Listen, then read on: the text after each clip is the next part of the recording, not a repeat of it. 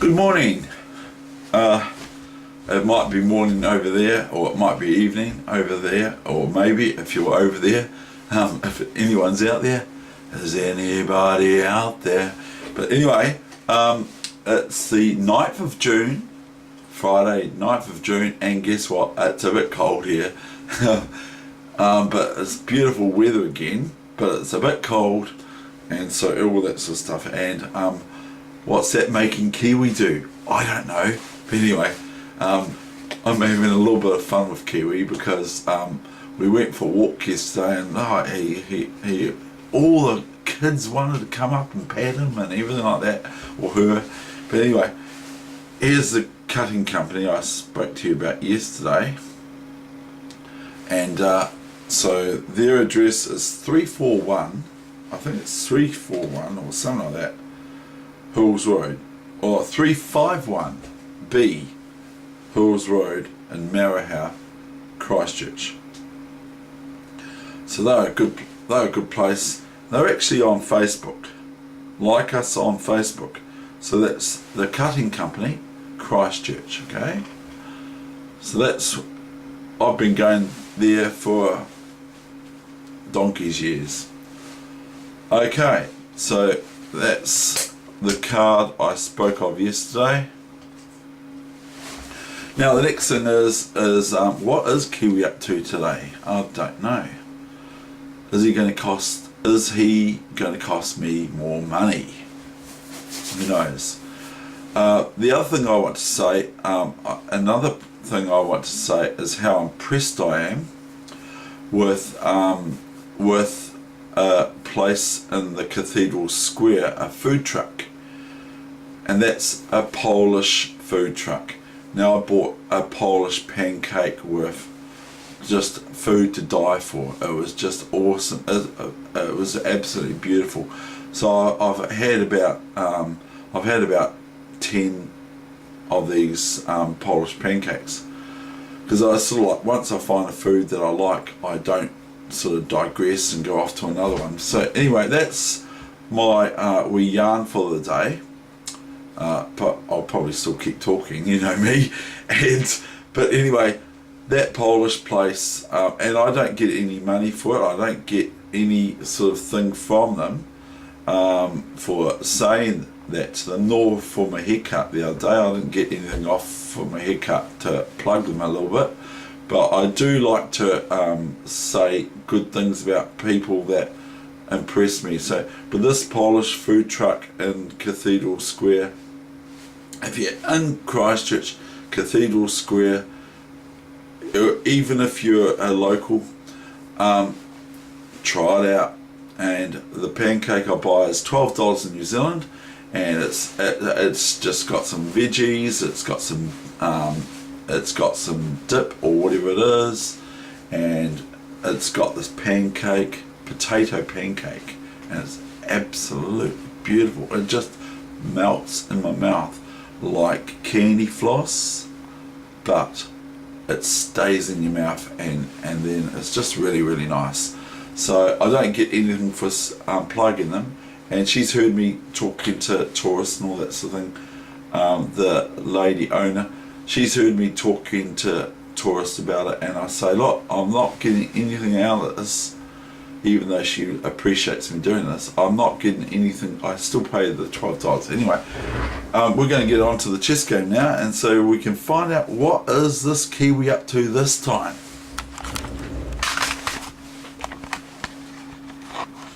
What? You're not going? Oh, that's right. He thinks he's going to go with me to maybe Amsterdam or Amsterdam. Amsterdam is the way the Dutch say it. He thinks he's going to be going along for the trip, you see, because he's reading up about Amsterdam for me. Kiwi said, I'll look it up for you. I'll look it up for you. I'll do that. That's what he said. So she is looking through the Amsterdam book to find out sites for me.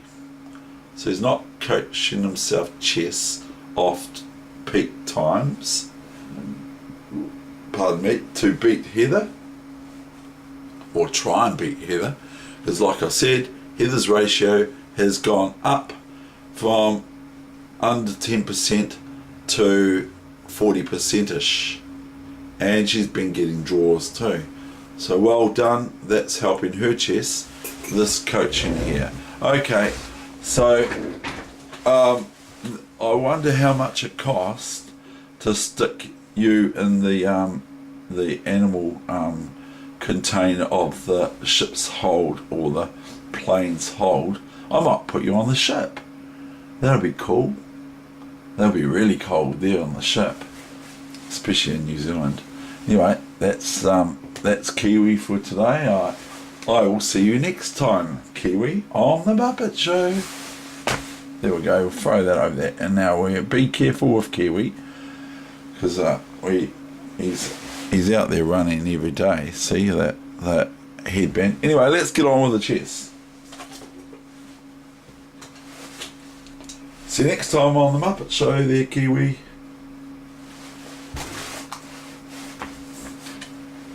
Right, we're going to flip the board, so you know what that means. We're on the winning side, and this is Blackburn is white. Sounds very familiar. Blackburn is white against Mackenzie black. And so Mackenzie is black. It's another Scotch game.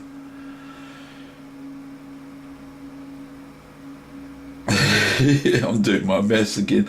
Played in a short match in 1883.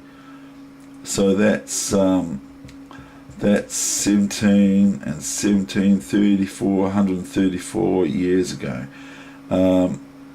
Is that correct? Yeah. Another brilliant specimen against Blackburn. Poor old Blackburn, eh? Poor old Blackburn, Chief. Poor old Blackburn. Oh, we got the engines on still. Turn them off. Right, E5. Can't turn the engine on though. So here we are. If you don't want to listen to my spiel, or if you do want to listen to my spiel and not look at my games that I'm showing, and if you do want to look at vice versa or whatever, you can just go fast forward or rewind if you just want to watch the bit about Kiwi, because Heather's laughing her head off about Kiwi. She just thinks it's great. I think, well, you know, it's okay. Right, chomp. Knight takes d4 chomp, not queen takes, of course, just the basics, because knight takes queen, and the juniors at the Canterbury Chess Club believe that the queen's worth 7 points. No, incorrect. She's worth 9 points. Knight d4, or relatively 9 points, and a pawn's worth 1 point, a knight's worth 3 points, a bishop's worth 3.1.2 points, 3.2 or 3.1 points, depending on the position. If it's all locked up, the bishop's terrible. The bishop doesn't like it. It doesn't like biting on rocks. It hates a position that's got lots of rocks in the way of its maneuverability. Whereas a knight, on the other hand, loves a position with rocks all over the place. So it thrives in a rocky position, whereas a bishop thrives in an open slather position. It doesn't like to have pawns and all locked up, like pawn here, white pawns here, you know, all that sort of stuff. It doesn't like it, and the other pawns are all locked up and jammed together. The bishop hates it. A knight loves it. Okay. So that was a bit of rambling, I know. I'm aware of it.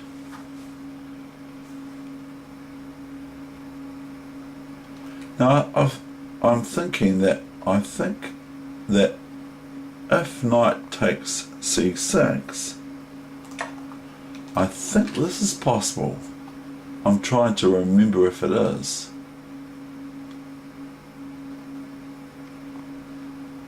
No, I don't think it is, Dave. Because if this, then knight d4, because black's threatening. Oh no, it's no possible, David. Well, it is, kind of, but not really. But I wonder if this is what I remember is possible. Because here, we'll just show you, is knight here, and black is able to take this, but then can come here, and it's black is a piece down. So it might be that I've seen this move for black to play now, because we're threatening queen c f2, but it's not even that great, or queen c6. So it's a wee trick, but I'm not even sure if it's sound. If e5, then clunk, queen f2, checkmate. And if something else, like can go here, but this isn't very good. So, or just can move queen up here, and that's the thing. This is not very good because it invites black to take things. We can do this, and we're still threatening the queen f2 checkmate, of course. So chomp, and then white could be met by this. And if queen here, and if queen takes queen here, no good, because the knight takes back, and then they're a piece up for some sort of other things like pawns. White would be met with queen check. See, and it's not actually too good what I'm doing, but I'm just sort of analysing, showing you things you can do in chess. You don't have to do the normal line. You can look at these sorts of things. Now, that might be the sort of move that queen f6 might be the sort of move that Magnus Carlsen might play. Okay, that is not necessarily the run-of-the-mill, whereas the run-of-the-mill position after bishop c5 might be knight takes, and then either bc6 or dc6, queen d8, king d8, king d8, that sort of thing. That's okay for black. It's okay, and there's still a lot of play for either side. I don't know what the engine would say about it. We'll just have a look real quickly what the engine says about it. Says that white's got a slight advantage. It's hovering around the 0.4735 sort of area, 43. So it's at now in white's favour 0.40 on the PC for Fritz 11. So it favours white, but it's not major. Some chess players in New Zealand would win with white because of that wee little advantage. And then they've also got 38. Okay, so we'll turn the engine off, because that's just looking at what the chess computer believes the position to be like for white or black or both, and that sort of thing. So it favours white, but it's not a foregone conclusion. So what have we got next? We go back to the main line, and white plays bishop e3. And by the way, I saw on Wednesday night my friend from the chess club, he got spawned someone in the Cambridge Springs also wee trap that I showed about a week or 10 days ago. He actually got it, where his opponent fell right for it as white. He took the white took the pawn with their knight on d5, and my friend took the knight back, and then bishop takes queen wasn't made because black just plays the bishop e4 check. You can have a look at that. It's a book trap, and the Queen's Gambit, that's pretty well known, but the opponent of his from the Canterbury Chess Club didn't know it, and he lost a piece from it, and he kept playing on, but it was no real point. I didn't actually watch the result of the game, but my friend, as black, was a piece up, clearly, for nothing, and his opponent went from bishop g5 back to d2 again, so there was nothing that he couldn't take the queen because it just leaves as a clear piece of bishop b4 check, and the pawn's on e2 still, and this pawn's here, and this knight's gone because he's taken it on d5, bishop b4 check, and the only thing to do is queen d2 to protect the check. So anyway, you can have a look at that, but anyway, it's quite funny that it was actually played on that night a few days after I put it on the internet, that trap. So that's how easy it is to get these book traps. Okay, this is the new mainline computer, you should know that. Now I don't want to be too long.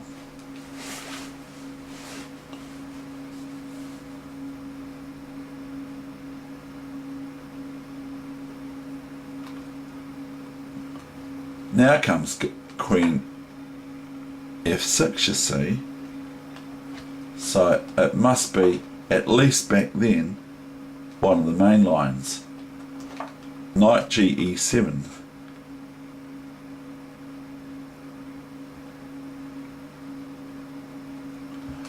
So that if this, then merely bishop takes, or queen takes, knight on c6. But basically, white would be met if knight c6, knight d c6, with bishop e3 check. Bishop e3, threatening queen f2 checkmate. So if the knight takes on c6, bishop takes e3, knight takes e7, black doesn't take the knight back, can, but then they lose a piece, I believe. They just go queen takes f2 checkmate. And notice I'm not playing the moves out for you, so you can see them and you can analyse them in your head, and when you do that, you will be very pleased with yourself that you did it. So you can do it. Just do it. Just try it. It's like the book that I say is a very good chess book, Green Eggs and Ham. It's try it. You might like it. Try to do it. Don't say you can't do it. Try it. Don't say you can't try it out. Just try it. You won't die from eating that food. Green eggs and ham, Sam I am. I do not like green eggs and ham. Okay, I'm going to start waffling now. So c3 comes the response. Knight ge7. So if knight c6, bishop e3, knight e7, bad move, blunder, loss of game, not check, so queen f2 is checkmate, unless black makes a mistake by taking back the knight on e7 with their queen, and then white would play fe3, wouldn't they? And then I believe they'll piece up, or I think they'll piece up. Yeah, I think they'll piece up, they are. As this is gone, this is gone, this is gone, and this is gone. Okay, so white's got the knight and the bishop, and black's got the bishop, and both rooks are still on board, so forth. So that would be a blunder for black. They would lose a piece. White would be a piece up. But so if knight c6, bishop e3, and the threat is queen f2 checkmate. Don't miss it, because if you just merely take the knight back on e7 or something like that, or if the knight moves to d4 and you take it, then you've lost a piece for black.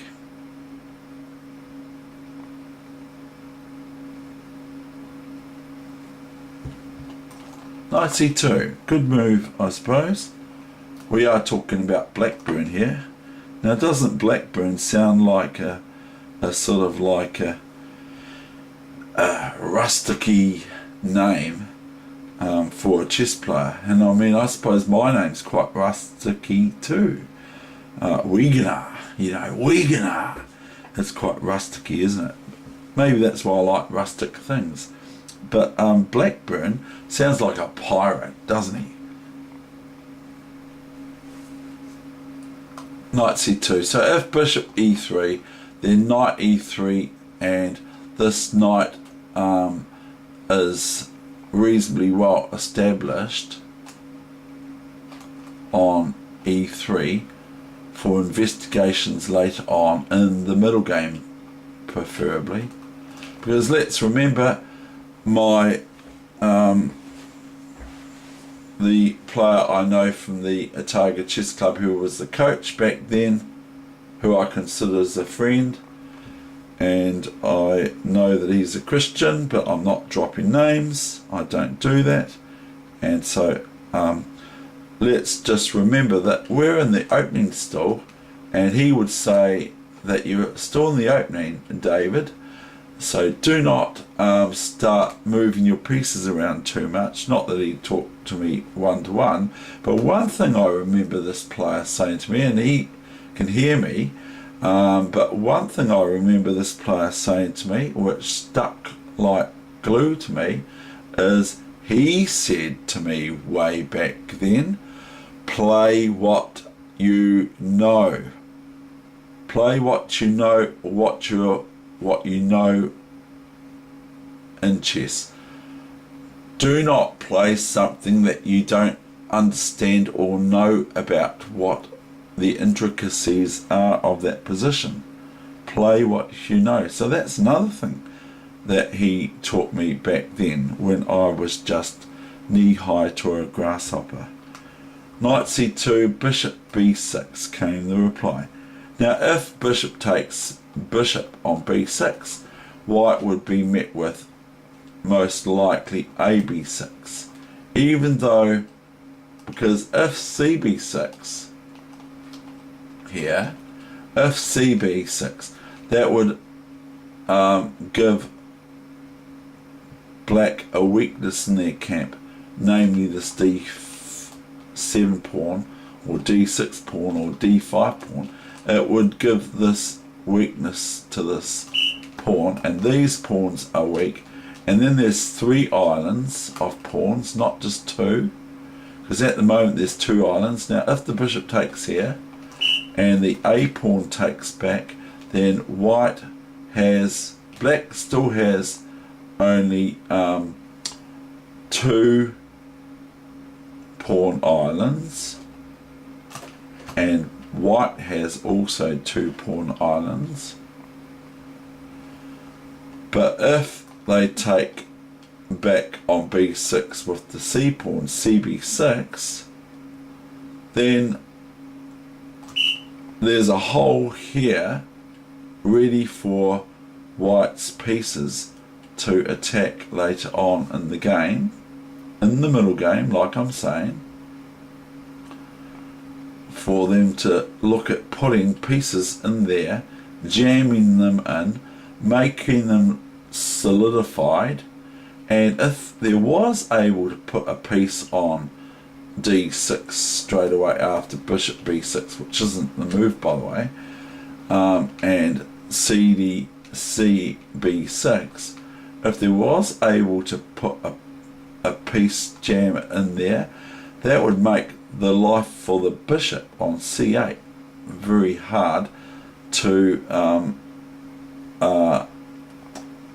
rejuvenate into a bishop. It would be sitting there lockjawed in that position, because if there's something on d6 for white, okay, on that square for white, if it can sit there and plant itself like a knight bang bang bang, then this bishop is going to have lots of difficulty of getting out. It's going to be in jail. It's going to be in jail for a long time. It has to move this pawn here and this pawn here just to go here. And this pawn can't move here, of course, because the bishop just takes it, and so forth. So if bishop b6, do not take it with the c pawn, because you're making a cavity, as in dentistry. You're making a cavity on d6 for white to mount their forces and strength down there. Okay, that sort of thing. Especially knights can flick into here and here and here, and if a knight's sitting in there, like I've just outlined, you can't move your bishop there, can you? Because you have to, if you do, the knight just merely takes it. You have to keep protecting the bishop on d6, on c8 with something, because if you don't, the knight just takes it.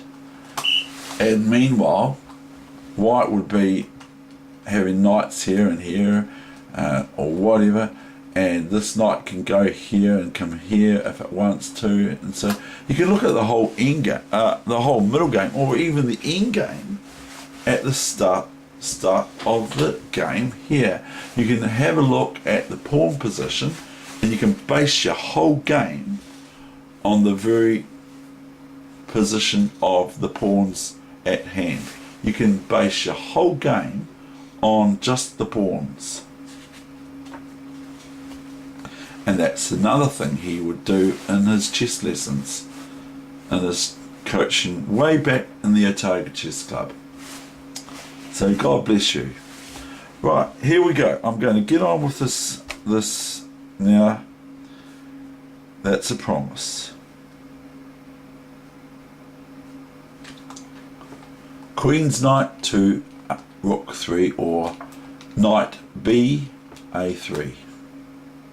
So we can't say white is not developing at this stage. Queen g6. Now white's just getting pestered a little bit by this here. But there are issues in black's camp that I believe. I would probably here for white to play bishop b6, but, and queen takes here is a mistake for black because of bishop back. So anyway, that's just but I'm thinking of this for white.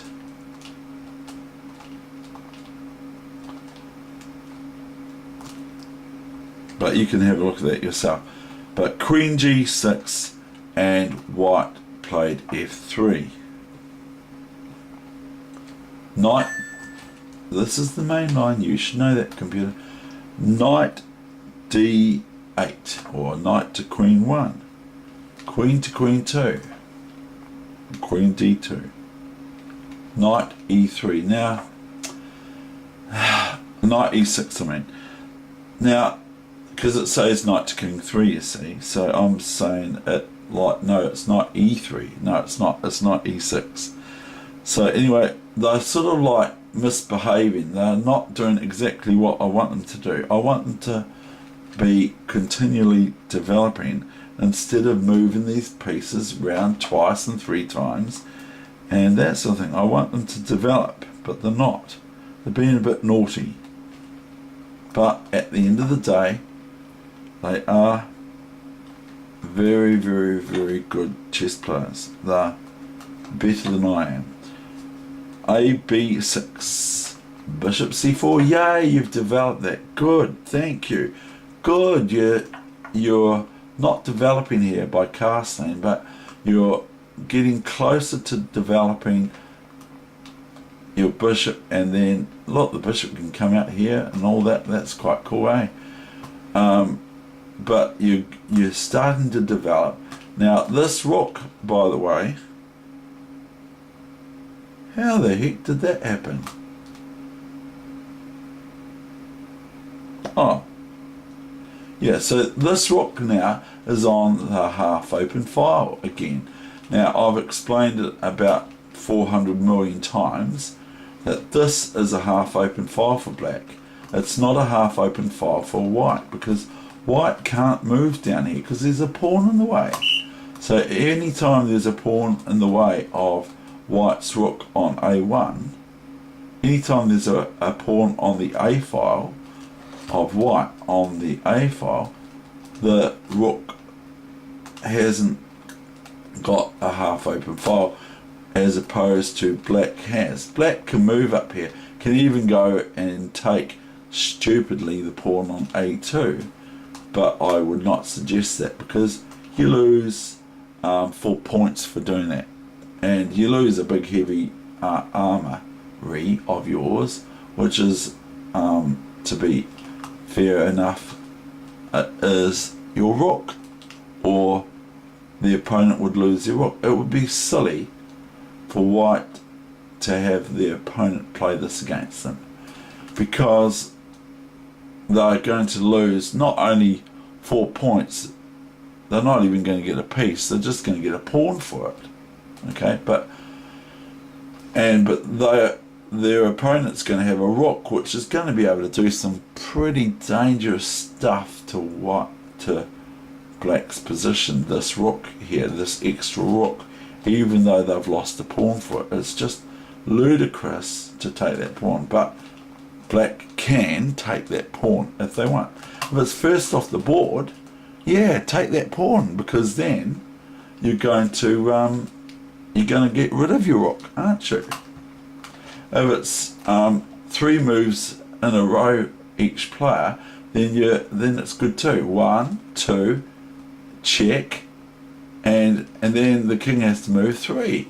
I don't know what happens there. If it's a check in between, what happens? I don't know. If it's 3 moves in a row, I know, I'm digressing. People will give up. I don't want to do that. I want to just be explanatory and exploratory and all those sorts of ploratories, whatever they're called in English. So G4, knight C6. Well, you know, still not doing what I want you to do, which is bishop D7, knight C6. I know you've got the eye on attack, but I prefer you don't. Knight E5 is the obvious chop. Even though it might not even be great, it's still pretty good, but it's not exactly great, and it's attacking this bishop. Now once this bishop goes back to E2, can't we just go rook takes pawn, I hear you ask? Possibly. Maybe white is going to play this. And then what? What does black do about king B1 and like Pac-Man? What does black, because here white will win the rook for a pawn and a knight. So the pawn and the knight are worth, a pawn and a knight on A2 and the knight on A3 is worth 4 points altogether, and the rook's worth 5. So maybe that's what they planned for white if black takes this pawn. I'm not sure, I'm not going to go into it too much, but there are things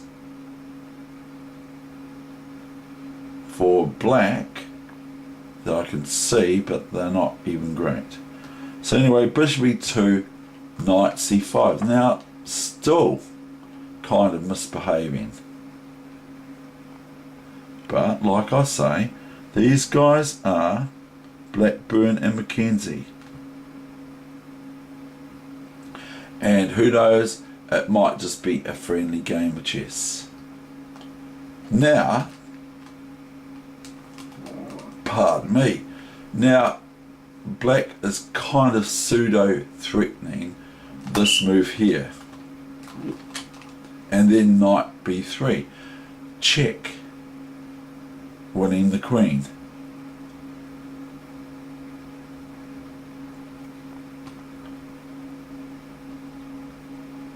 Actually, did I analyse something really bad there? Yes, I did. I'm sorry, people. I've analysed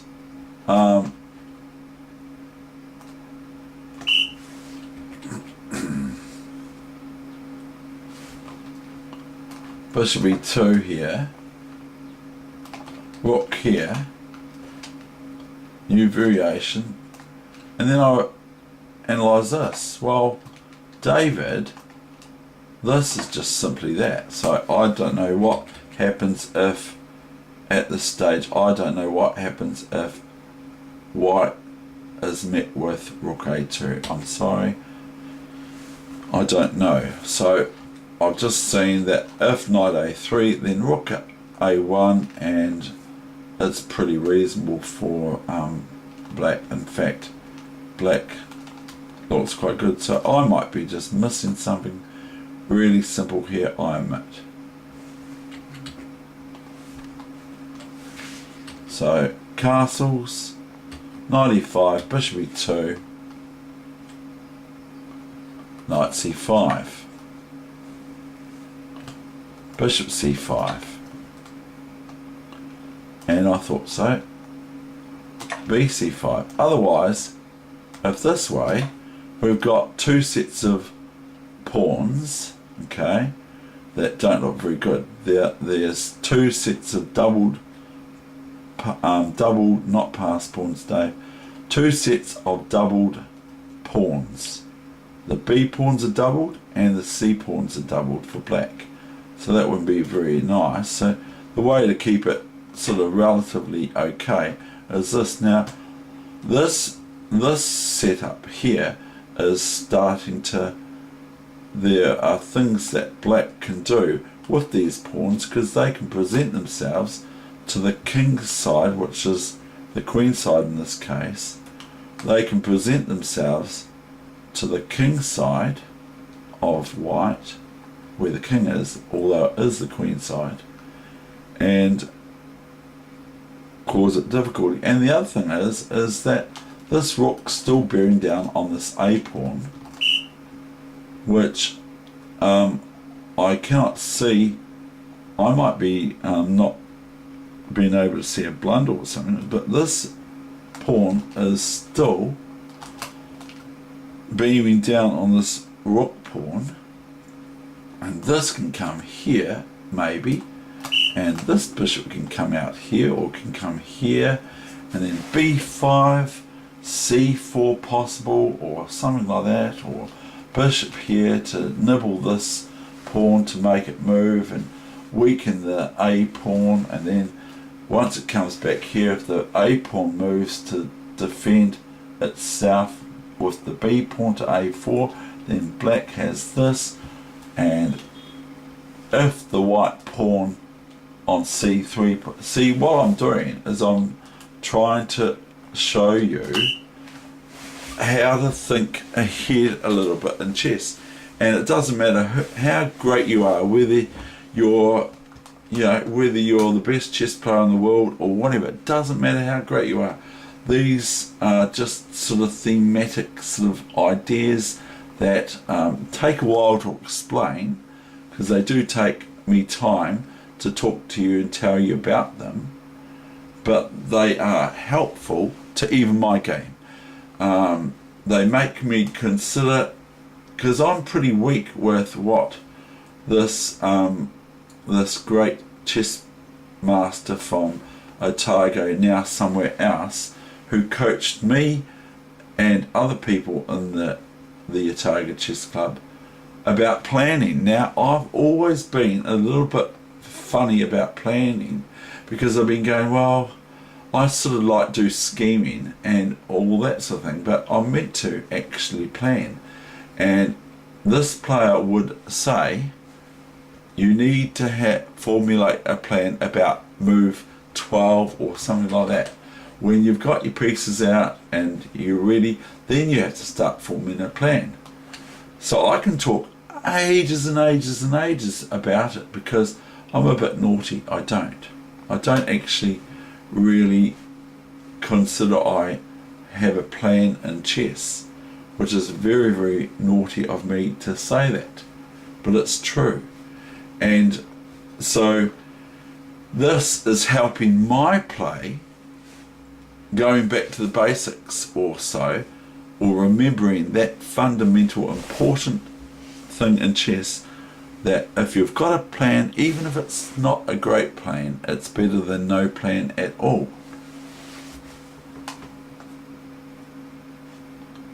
Right, now I've done enough coaching for this session. Now I'm just going to show this game, the rest of it.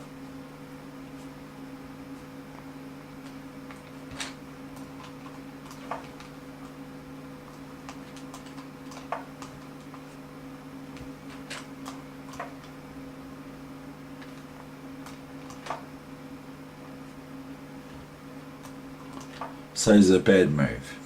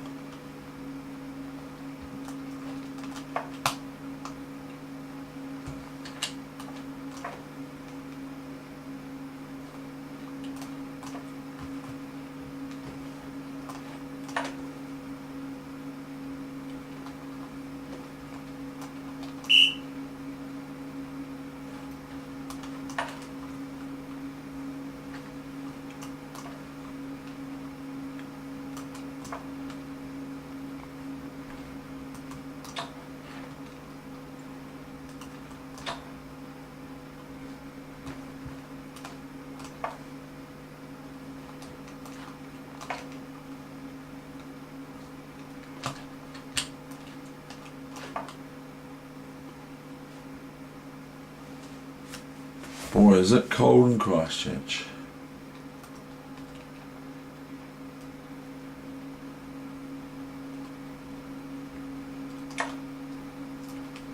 Look at that. Now I'm not going to do much talking, but look at that.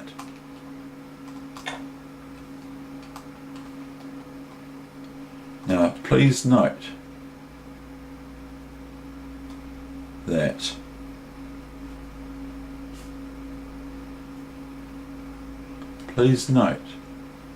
that white cannot go king here as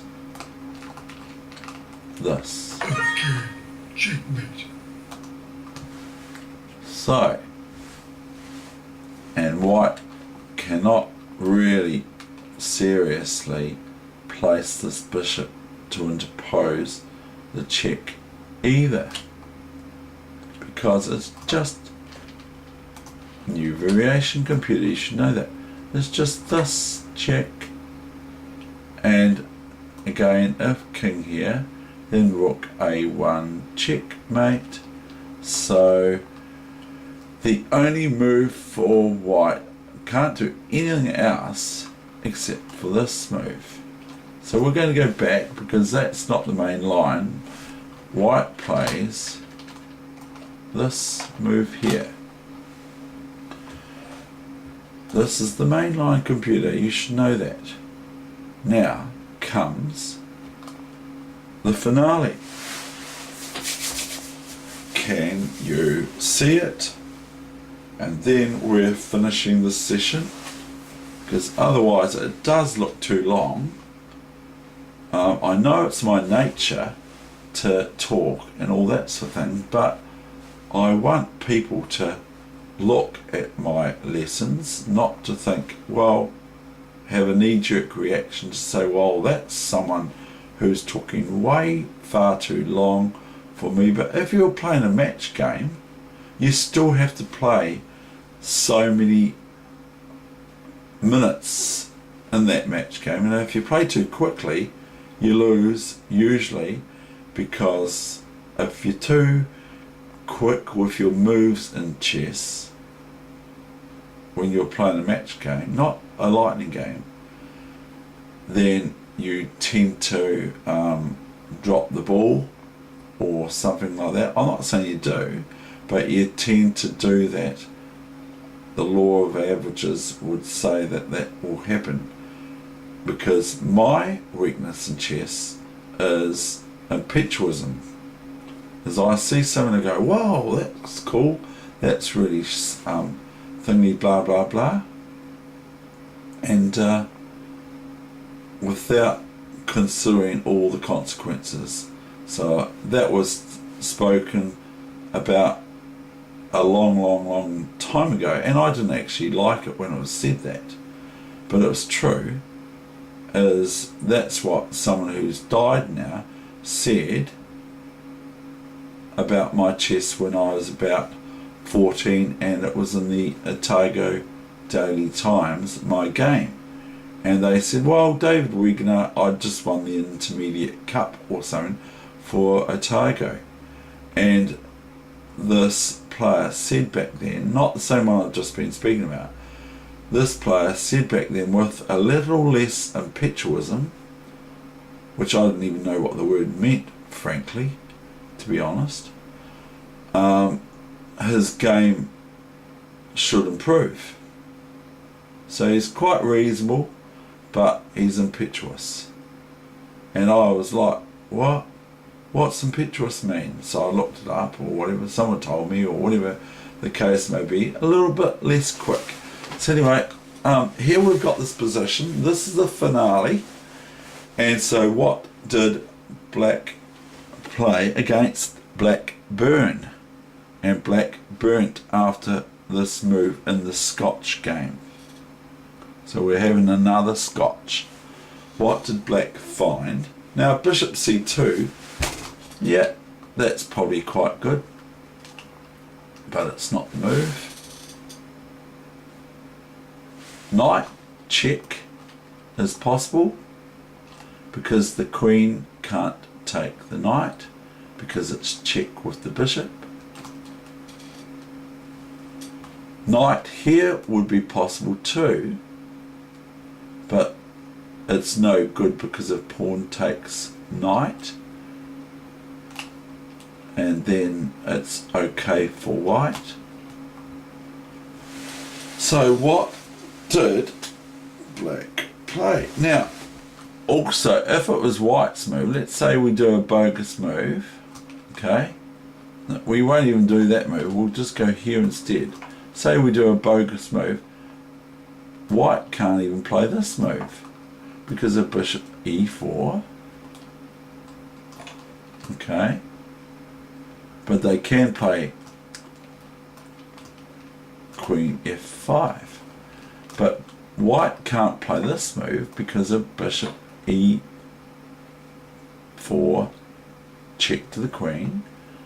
And now if Queen takes Bishop, Knight D2 check, King up,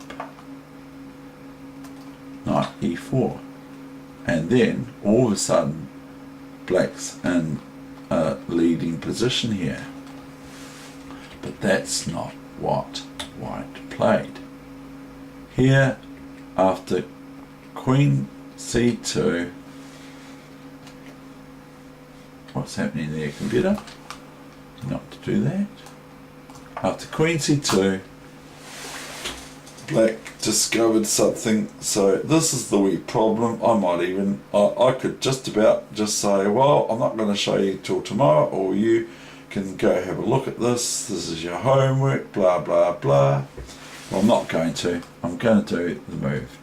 Now I'm going to tell you the move first, so you can look at it on those players that are better than some other players than me, that are better than me. I'm going to tell you the moves. The Rook A1 check, check, checkmate, Heather would say, check. So rook a1 goes all the way down. It's akin to this stalemate position of yesterday's session for bonus. Rook a1 check, and there's no other move than king takes rook on a1, the black rook on a1, and then the bishop on f5 takes the queen on c2. And what is happening? The rook now on f8 next to the black king is able to go rook a8 checkmate. Even if white tries to hit the knight with b3 to give themselves a square if the knight moves out so that they can move to b2, I can show you all this. It's no good because the knight's still attacking b2 and the bishop's still attacking b1 and b3 and other squares. The rook merely ignores the knight on c4 being attacked by the pawn on b3 with rook a8 checkmate. Now notice that the pawn on white's pawn on d5 stops white from playing bishop b7.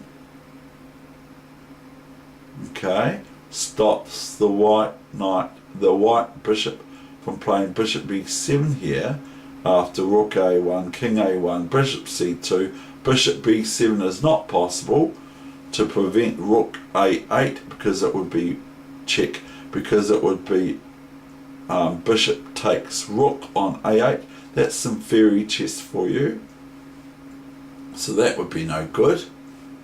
So now we will show you that sequence of moves which are very forcing.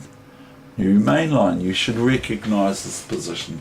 The only move is king a1, bishop c2. What if b can't go bishop takes here to overprotect the a8 square from the rook landing on it? Can't put anything in the way. No checks, no knight checks, no bishop checks, wrong colour, anything like that. So the writing is all over the wall. The only thing that white can hope for is that black blunders by playing erratically and too quick without thinking of the consequences. David Weegenaar, of moving the knight away somewhere and thinking, oh, I'll attack that, without looking at this move. Checkmate, fausse part, schrecklich.